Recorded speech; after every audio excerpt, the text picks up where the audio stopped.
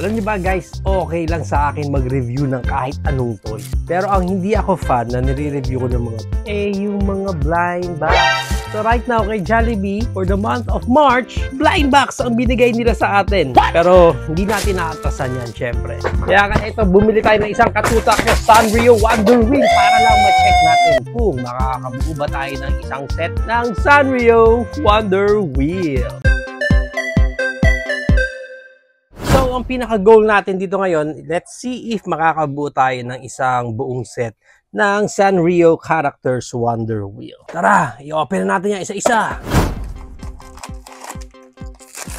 This one is Kuromi. Yan. Check muna natin yung details niya. Pag cute naman yung details niya, at least maayos din yung mga paints sa kanya. And, magalaw po. May articulation pa yung LEC niya dyan. Other than that, nandito yung pinaka-stand niya. And log. Then yung mga para sa stand niya. So, there are two ways para ma-assemble mo itong buong set natin. First is yung solo display nila. Na wherein, hindi natin bubuuin yung pinaka-Wonder Wheel niya. So, para magawa natin yon, this one is ko-connect lang natin yan dyan. And then, next, itong dalawa na to, ko-connect lang natin. That, and then this one, hindi naman perfect circle yun. Meron siyang edge doon. So, lalagay lang natin yan dyan. And then, itong logo niya, dyan natin lalagay yan. Lalagay na natin to dyan. And then, bago natin ipeg yan doon sa loob, ilulusot muna natin ito dito. Dyan sa pinaka-loob. And then, tsaka natin ipepeg yan dyan. Yan, okay? So, ito yung parang pinaka-solo display lang nila. So, syempre, nakakaisang box pa lang tayo. I-check pa natin yung iba. Let's go on our second box. Yellow. And this time, we have Cinema Roll. Nice. Check natin details dito ni Cinema Roll. Ganda din ng paint sa kanya. Same lang sila ng mga airplanes. Okay, and then ganun din. Umiikot din yung LS. Okay, so even yung stand niya, pareho lang naman. Color scheme lang pinagkaiba. And of course, yung kanilang mga logo dito. So kay Cinema Roll, clouds lang pala yung sa kanya. And there you have the Cinema Roll sa kanyang solo display. Let's open up another box. And this time, we do have Pochaco. Check natin details niya. Ganda. Ang ganda ng color scheme niya. Green and pink. Diba? May pagka-pinkish. Para siyang watermelon yung ganda ng details. Okay? There you go. Ito na si Pochaco sa kanyang solo display. Nice.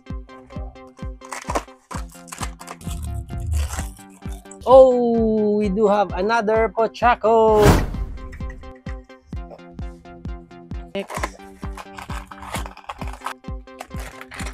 Oh, we do have another Cinema Roll. Cinema Roll. This time we do have Hello Kitty. Hey, may Hello Kitty na tayo. Ang ganda ng details niya. Okay din yung pagkaka-paint sa kanya. Maayos. Okay, nice. Umusog din yung kanyang LC. Let's assemble si Hello Kitty.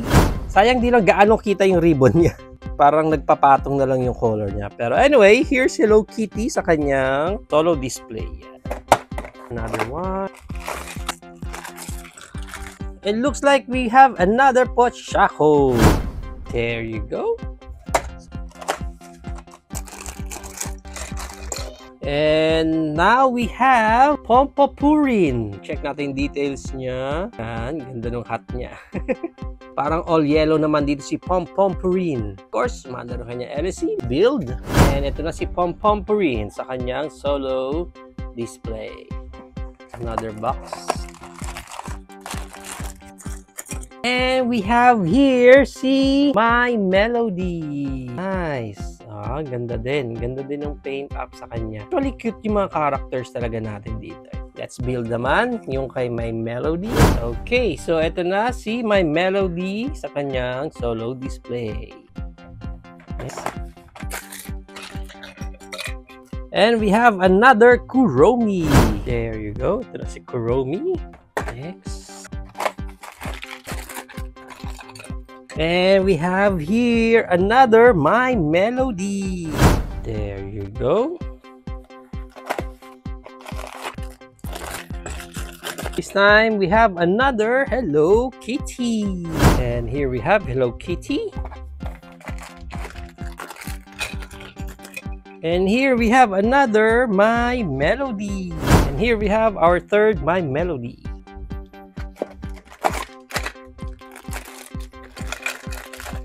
And we have Pompompurin, our second Pompompurin.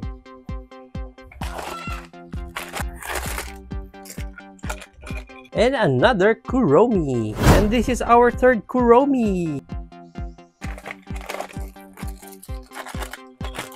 And we have another Pompompurin. And this is our third Pompompurin.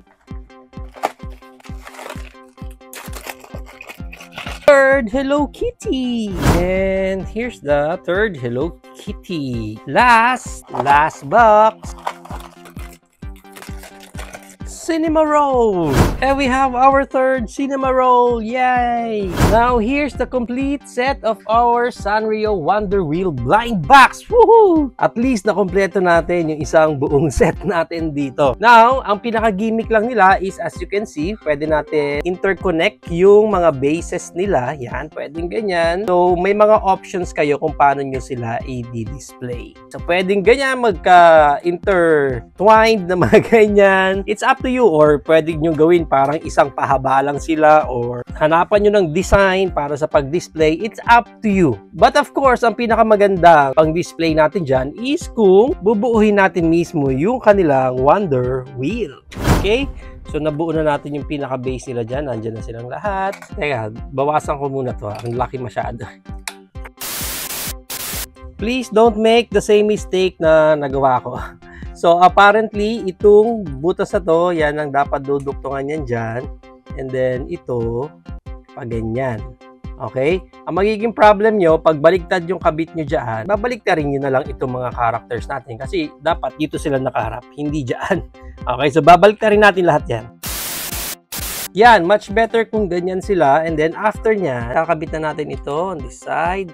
And then this one, kakabit natin yan dyan. Medyo maluwag talaga. Hanapan nyo kung alin yung part na medyo masikip para hindi siya loose. Yan. And nandyan yung base natin. Kunin natin to. Duduktong natin yan dyan. And then, of course, ito, duduktong natin. Yan. Okay? And then, para hindi matumba yung Wonder Wheel natin, of course, yun ang silbi ng ibang floor natin. Para magkakaroon siya ng support dyan. So, hindi siya tutumba. Yan. Okay. So, ayan na ang ating Wonder Wheel. Apparently, ang dami pa natin ditong mga extra pieces and ayoko ng ganyan eh. Ayoko na may mga natitirang pieces. So, iduduktong pa natin yan dyan. Maximize natin lahat ng parts natin dito. From the floor, yan, makita nyo, nagamit natin lahat. And then, yung mga pipes natin, ayan, no, nagamit natin. And then, nagkaroon pa tayo ng extra dito.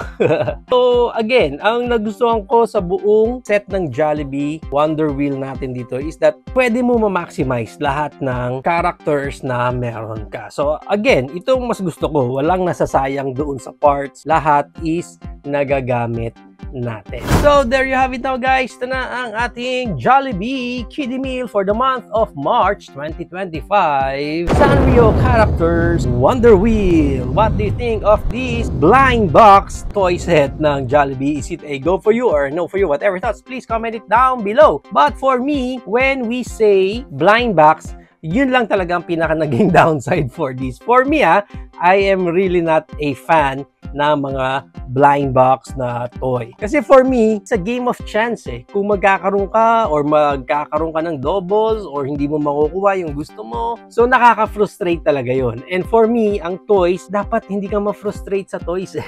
Yun ang pinaka-downside na nakikita ko. But for the overall na Sanrio characters natin dito, for me, super approve ako. Kasi ang ganda no mga characters natin dito. Ang ganda ng mga paint-ups nila. Wala naman naging duling sa kanila. And yung playability niya, super mama-maximize nyo talaga yung buong set na to. Again, for me, wala tayong sinayang na spare parts. Talagang lahat ginamit natin. Kaya nagkaroon pa tayo ng extra ride sa pinakalikod niya. Kumuha kayo ng tiga-anim ng bawat isang character. Ang ganda din niya tingnan. I'm sure kung lahat Kuromi, lahat Hello Kitty, it's up to you. Kung gusto nyo gumawa ng Wonder Wheel nila, hindi nyo na complete yung characters, pwede nyo pa rin magawa yung ganitong klaseng setup. So, yung pagdating sa playability niya, yung function niya, yung pinaka overall gimmick niya, 100% ang galing ng ginawa ng Jollibee for this kiddie meal set nila. How about you guys? Nakompleto nyo na ba yung buong set na to? Or hanggang ngayon naghahunt pa rin kayo? Isa ka ba sa mga nakakompleto na? Let me know naman sa comments down below. Laging tatandaan na ang pag-collect ng toys ay dapat enjoy lang.